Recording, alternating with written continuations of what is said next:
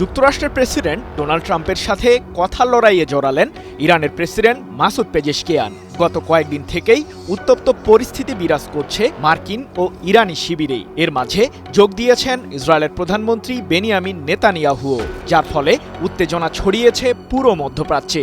এদিকে ইরানের সাথে মধ্যস্থতার প্রশ্নে এখনও কার্যকরী পদক্ষেপ নেয়নি রাশিয়া। উল্টো পশ্চিমাদের এক প্রকার হুঙ্কার দিয়েছেন রুশ প্রেসিডেন্ট ভ্লাদিমির পুতিন। এমন পরিস্থিতিতে কোন পথে রাশিয়া ইরান সম্পর্ক?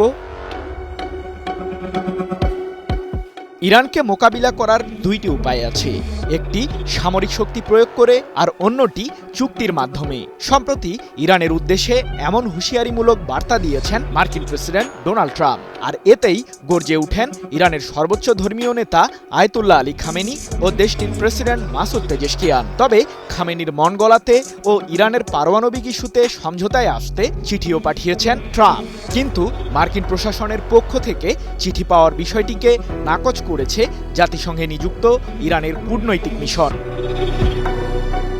ইরানকে ট্রাম্পের হুমকি সুলভ বার্তার নিন্দা জানিয়েছেন আয়াতুল্লাহ আলী খামেনি। ৯ মার্চ তেহরানে অনুষ্ঠিত দেশটির সামরিক বাহিনীর সদস্যদের সাথে এক বৈঠকে খামেনি বলেন, ওয়াশিংটনের লক্ষ্য তাদের নিজস্ব প্রত্যাশা আমাদের ওপর চাপিয়ে দেয়া। তারা সমস্যা সমাধানের চেয়ে বরং নতুন দাবি নিয়ে আমাদের সাথে সমঝোতায় বসতে চায়। মার্কিন প্রশাসনের এমন ন্যাক্কারজনক প্রত্যাশা কোনোদিন পূরণ হতে দেবে না ইরান।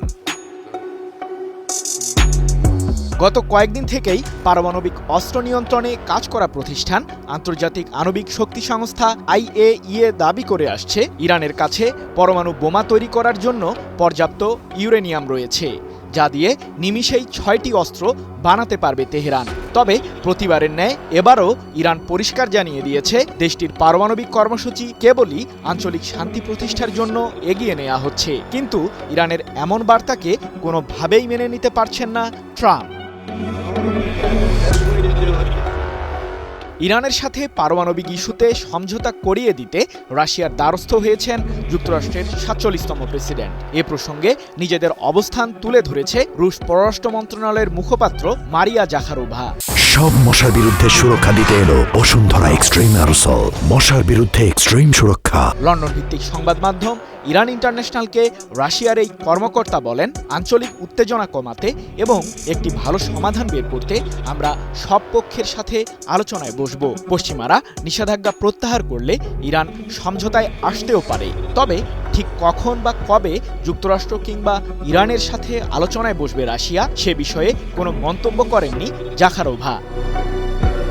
অন্যদিকে ইরানে ট্রাম্পের সম্ভাব্য সামরিক হামলার বিষয়ে গর্জে উঠেছেন প্রেসিডেন্ট মাসুদ পেজেশকিয়ানও। মার্কিনীদের সাথে সমঝোতা প্রসঙ্গে ইরানের প্রেসিডেন্ট বলেন, যখন আপনি আমাদের হুমকি দিচ্ছেন তখন কোনো ধরনের আলোচনায় আপনাদের সাথে আমরা বসবো না, আপনার যা ইচ্ছা আপনি করতে পারেন।